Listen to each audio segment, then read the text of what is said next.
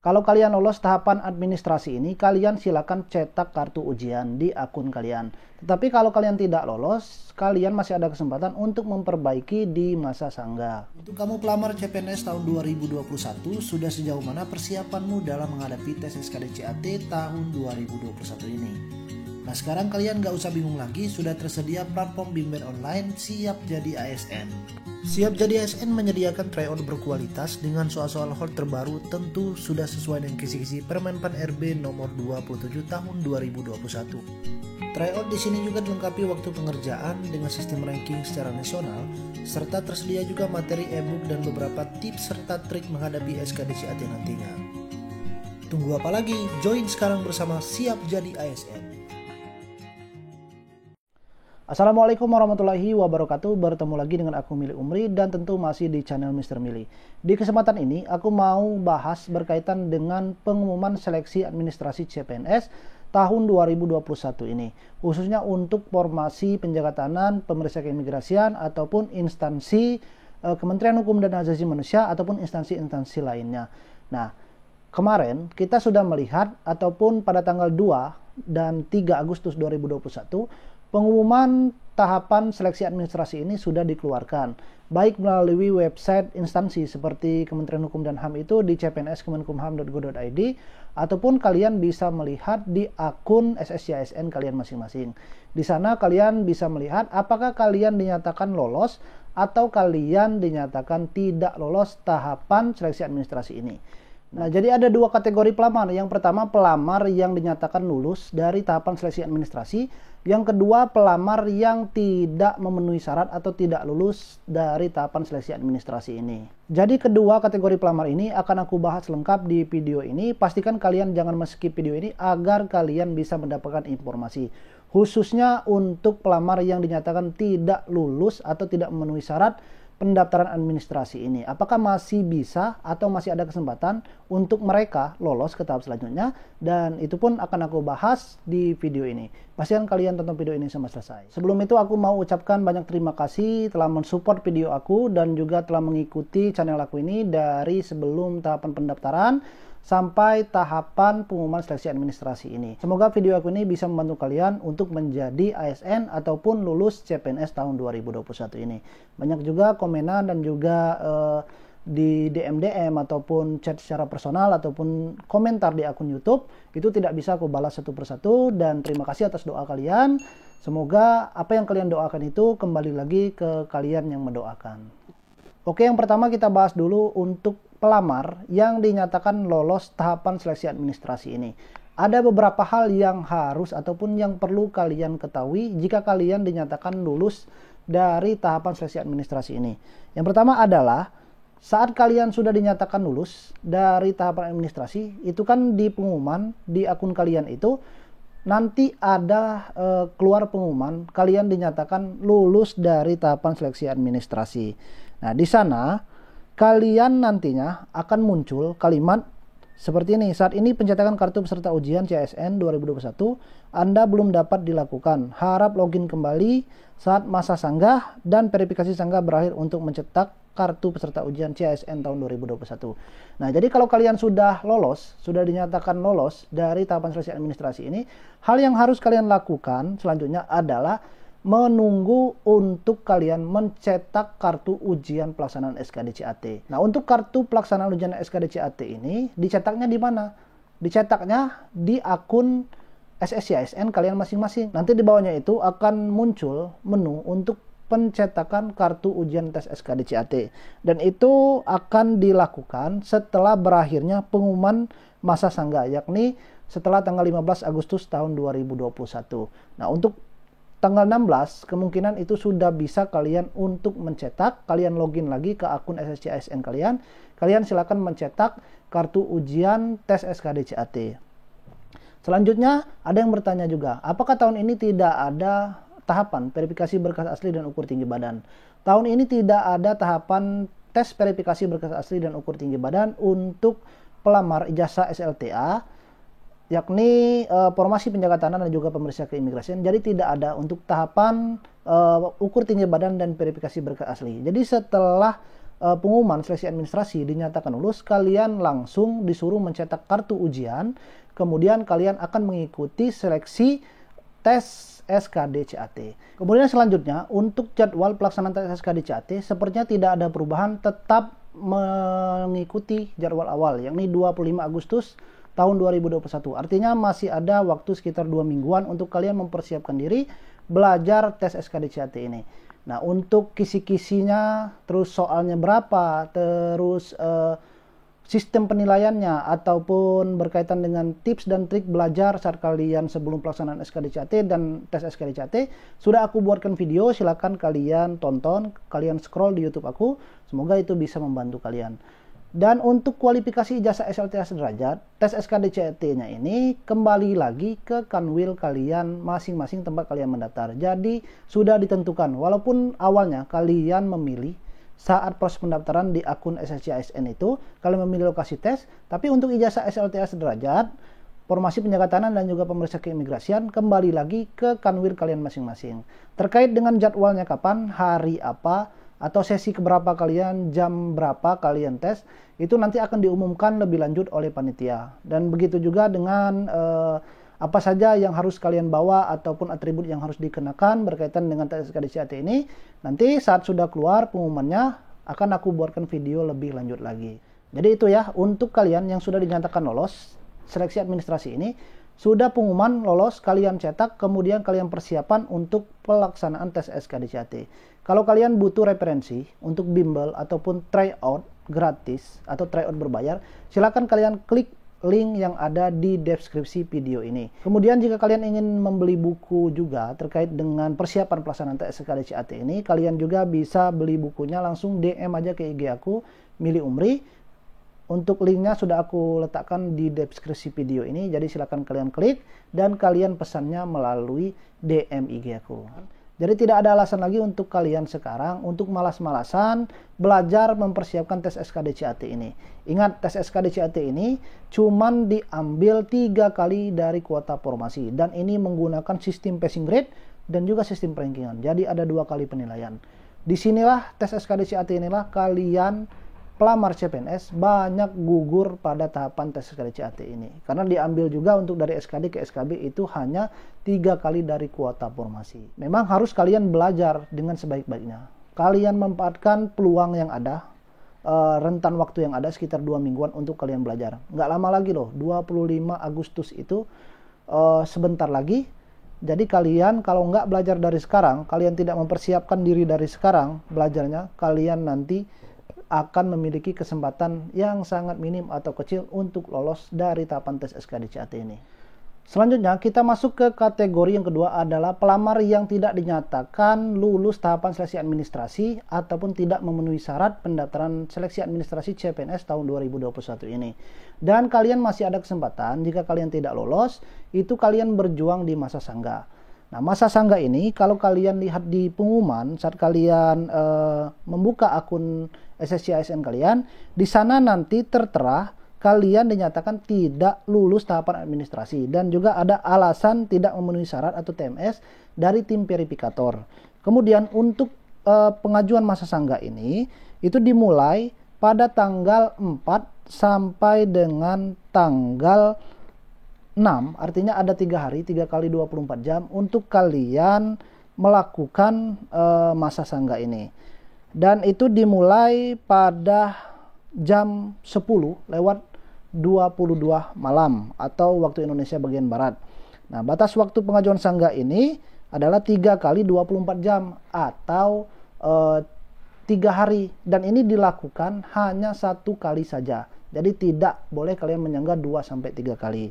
Nah, untuk masa sangga ini, untuk sekarang memang belum ada kolom kalian untuk menyanggah hasil dari seleksi administrasi dari tim verifikator yang menyebabkan kalian tidak memenuhi syarat.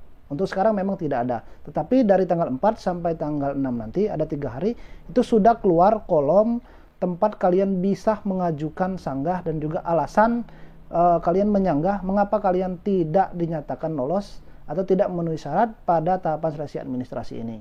Kemudian cara menyanggahnya bagaimana? Nah, cara menyanggahnya ini nanti kalian login lagi di akun SSCISN kalian. Kemudian kalian lihat di bagian bawahnya itu akan muncul POM pengajuan atau ajukan sanggah. Nah, di POM ini atau di formulir ini kalian nanti bisa melihat persyaratan yang tidak terpenuhi atau TMS kalian dan juga lihat dokumennya. Kemudian kalian masukkan alasan sanggah kalian.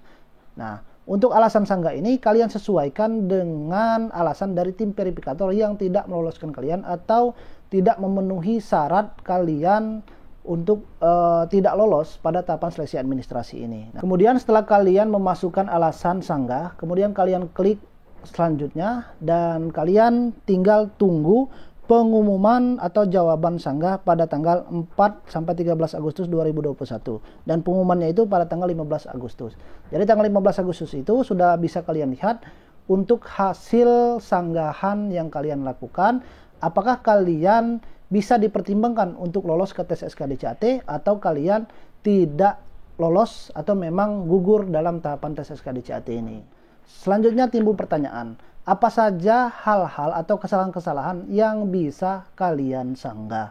Nah, ini mengacu pada buku petunjuk pendaftaran sistem seleksi calon aparatur sipil negara. Kalian juga bisa download di website SSCISN bkn.go.id. Di sana sudah ada buku petunjuknya. Kita lihat, ini ada keterangan fitur ajukan sanggah bukan untuk memperbaiki kesalahan yang dilakukan pelamar.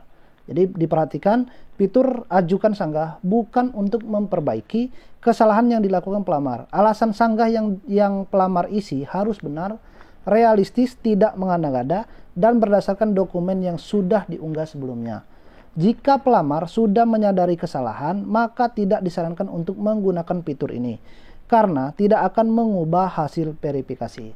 Alasan sanggah harus sesuai dengan dokumen sebenarnya, dan apabila ternyata isian yang dibuat pelamar tidak sesuai dengan dokumen, maka pelamar bersedia menanggung akibat hukuman yang ditimbulkan. Kemudian pada halaman selanjutnya, yang salah dalam hal ini sanggahan diberlakukan jika kesalahan bukan dari kesalahan yang dilakukan pelamar.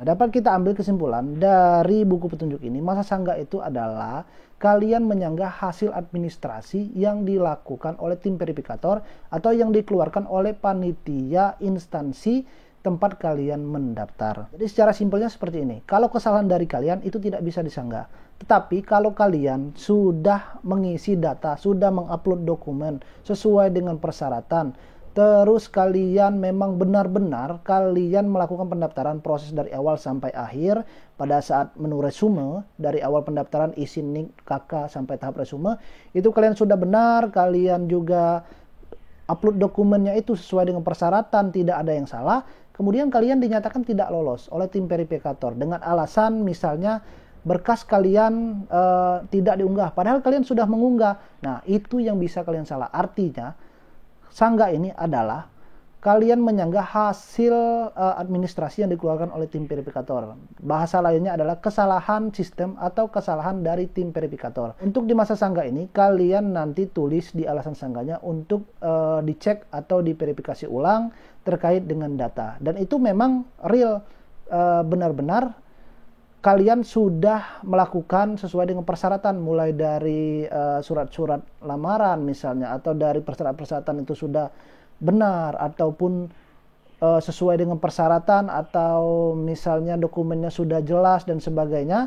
Nah, kemudian pada saat masa sanggah kalian dinyatakan tidak lolos. Dan maklum saja ya, nama tim verifikator itu manusia dan mereka harus memeriksa satu persatu persyaratan kalian. Jadi tidak by system, tapi mereka melihat satu persatu ini tidak memenuhi syaratnya di mana, atau ini tidak lolos karena apa. Nah, kalau kalian memang sudah benar sesuai dengan persyaratan dan lainnya, saat hasil sudah keluar kalian dinyatakan tidak lolos, masih tidak lolos, nah itu bisa disanggah. Tetapi kalau kalian sudah melakukan kesalahan berdasarkan kesalahan kalian sendiri, nah itu tidak bisa disanggah. Jadi kalau kalian melakukan sanggah lagi, kemungkinan besar itu kalian tidak akan bisa lolos, karena memang itu kesalahan murni dari kalian yang keteledoran tidak membaca buku petunjuk, atau kalian melakukan kesalahan penguploadan atau mengisi tidak sesuai dengan persyaratan yang diminta oleh instansi. Nah, ini aku sudah merangkum beberapa kesalahan yang dilakukan pelamar, dan ini banyak dari teman-teman. Yang pertama berkaitan dengan surat lamaran tidak memiliki materai. Nah, ini alasan dari teman kita tidak memenuhi syarat atau tidak lolos ini karena surat lamaran tidak memiliki materai. Nah, kalian kan sudah tahu bahwasanya saat membuat surat lamaran dan juga surat pernyataan bahwa wajib mencantumkan materai. Kemarin sudah aku jelaskan juga di video-video aku sebelumnya tentang pembuatan surat lamaran wajib mencantumkan materai. Dan ada juga ini terkait dengan materai ini ada yang mengambil dari Google. Sudah aku jelaskan kemarin, jangan kalian mengambil dari Google. Ataupun ada juga dari teman kalian tidak lolos tahap seleksi administrasi ini, mereka menggunakan satu materai untuk dua dokumen. Satu materai digunakan untuk surat lamaran dan juga surat pernyataan. Itu tidak boleh karena seri materai itu sama. Dan kalian itu tidak bisa melakukan sanggah jika kalian melakukan berkaitan dengan kesalahan materai ini. Jadi itu tidak bisa disanggah. Artinya itu kesalahan dari kalian yang tidak teliti atau tidak membaca persyaratan sesuai dengan persyaratan instansi yang kalian lamar. Kemudian ada juga berkaitan dengan tinggi badan. Nah, ini tinggi badan ini tidak sesuai dengan surat keterangan atau tidak sesuai dengan persyaratan yang kalian lampirkan pada surat keterangan berbadan sehat. Nah, untuk tinggi badan ini sudah jelas. Jadi persyaratan CPNS, Kementerian Hukum dan HAM, Formasi Polsuspas dan juga Pemeriksa Keimigrasian, tinggi badan ini adalah syarat yang mutlak. Tinggi badan untuk pria adalah 165 cm, untuk wanita 160 cm. Kalau kalian masih memaksakan, kemarin sudah aku bilang, kalau kalian masih memaksakan, kemungkinan besar kalian tidak lolos. Dan nyatanya memang benar kalian tidak lolos tahapan seleksi administrasi. Karena persyaratan tinggi badan kalian sudah tidak memenuhi. Jadi ini tidak bisa kalian sanggah untuk terkait dengan masalah tinggi badan ini. Kemudian berkaitan dengan berkas yang dilampirkan. Nah, ini ada beberapa teman kita juga berkaitan dengan berkas ini. Mereka memasukkan berkas fotokopian. Itu pada menu unggahan sudah jelas wajib asli. Nah, wajib asli ini artinya berkas yang memang asli, bukan fotokopian yang sudah dilegalisir. Itu tidak berlaku karena tidak adanya tahapan verifikasi berkas asli dan ukur tinggi badan lagi. Jadi panitia menilai berkas itu ya dari ini tadi, dari menu unggahan kalian tadi, itu yang dicek. Nah, kalau kalian fotokopian ya otomatis kalian gugur. Tidak bisa kalian melakukan sanggahan untuk mengubahnya lagi. Atau juga ada dari teman-teman kalian itu tidak mencantum surat keterangan domisili. Nah, kemarin masih banyak bertanya terkait dengan setelah selesai pengumuman, Kak, aku tidak lolos karena di pengumuman itu untuk alasan TMS-nya dari tim verifikator saya tidak mencantumkan surat keterangan domisili. Di PDF ataupun di website CPNS Kemenkumham.go.id juga sudah dijelaskan secara rinci bahwa jika kalian melamar di provinsi lain yang tidak sesuai dengan KTP kalian, kalian wajib mencantumkan surat keterangan domisili dari kelurahan atau desa. Jadi setingkat kelurahan atau desa, bukan tingkat camat, tingkat RT, tingkat RW. Ada yang masih minta surat keterangan dari RW, RT, ataupun dari kecamatan, itu tidak berlaku. Kalian gugur dan tidak bisa disanggah. Jadi wajib untuk surat keterangan domisili ini, kalian setingkat kelurahan ataupun setingkat kantor desa di tempat kanwil tempat kalian mendaftar.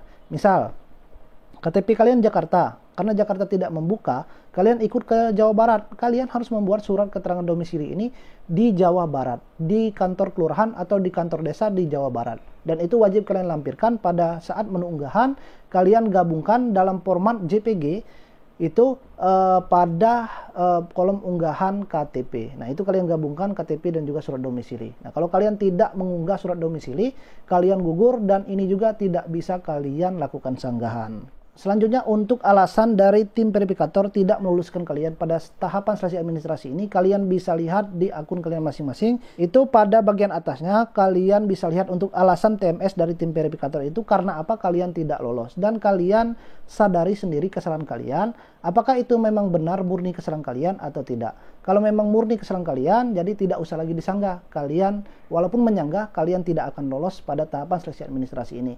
Tetapi kalau kalian sudah benar-benar melakukan hal yang sebenarnya sesuai persyaratan, tapi tim verifikator menilai hal itu salah, tapi kalian saat mengunggah sudah benar. Nah, itu bisa kalian sanggah. Jadi sudah jelas ya, kalau kesalahan dari kalian itu tidak bisa disanggah, tetapi kalau kesalahan dari tim verifikator karena tidak cermatnya mungkin tim verifikator memeriksa berkas kalian, sedangkan kalian sudah melakukan hal yang benar-benar sesuai dengan persyaratan, dokumen sudah sesuai dan sebagainya itu sudah jelas dan sudah sesuai, itu bisa kalian sanggah. Nah, jadi sudah jelas ya berkaitan dengan pengumuman hasil seleksi administrasi. Yang lulus seleksi administrasi harus ngapain setelah ini, terus yang tidak lulus itu harus bagaimana, itu sudah jelas. Jadi kalau kalian belum jelas juga, silakan kalian komen di YouTube aku ini dan akan aku jawab di video-video aku selanjutnya. Terima kasih untuk kalian yang sudah menonton. Pesan aku, kalau kalian tidak lolos CPNS tahun ini, jangan berkecil hati, tetap semangat. Tahun depan kalian harus ikut lagi selagi umur cukup. Syarat-syarat pun apa yang kurang itu kalian perbaiki dari sekarang. Setidaknya kalian tahun depan memulai tidak dari awal, tapi kalian memulai dari pengalaman kalian. Terima kasih sekali lagi untuk kalian yang belum subscribe channel ini, silahkan subscribe, bantu share video ini agar yang lain dapat memahami atau mendapatkan informasi yang aku berikan.